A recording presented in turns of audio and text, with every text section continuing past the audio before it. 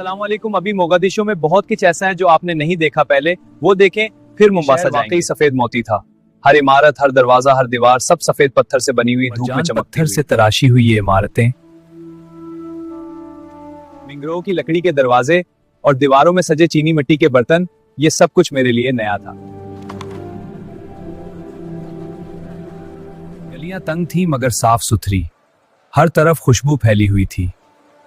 ये इमारतें, ये पत्थर, ये कौन सा पत्थर है? ये समंदरी सख्त मरजान पत्थर है। और ये दरवाजे कितनी खूबसूरत नक्काशी अफ्रीका की लकड़ी है।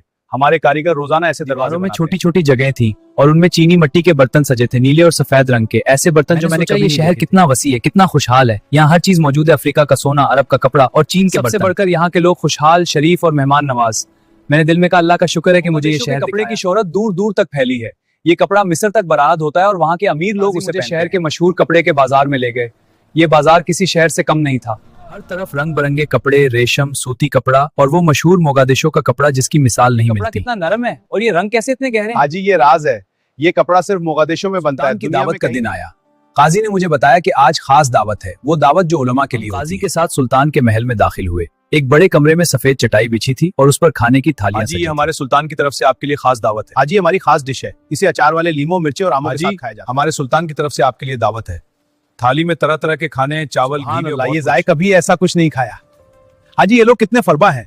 तुम्हारे अरब में इतने फरबा लोग शहर के एक बड़े ताजर के पास ले गए जो चीन से तिजारत करता था। ताजर की दुकान में ऐसी चीजें थी जो मैंने कभी नहीं देखी। कितना नाजुक है और ये रंग नीला, सब सफेद, जैसे कोई फनकार ने हाथ से रंगा हो। सिक्के हैं, कहते हैं ये 500 साल पुराने हैं, सोंग खानदान के जमाने के। हमारे पास ये सिक्के तिजारत के जरिए। ये सिक्के उन पर लिखाई है चीनी हरूफ। मैंने कभी ऐसे हरूफ नहीं देखे। हाजी हम यहाँ चीन के साथ सदियों से तिजारत कर रहे हैं। हमारे जहाज हिंदुस्तान, श्रीलंका, चीन के सालों तक जाते हैं। हाजी आप दूर से आए, हमें मालूम है हमारे शहर में कैसा लग रहा है। शुक्रिया ताजिर। लेकिन एक बात हैरान कर गई, आपके लोग बहुत खुशहाल। हाँ अल्लाह का शुक्र है। ये दौलत कहाँ से? ये लोग कितने फरबा हैं। मैंने अरब में इतने फरबा लोग नहीं देखे।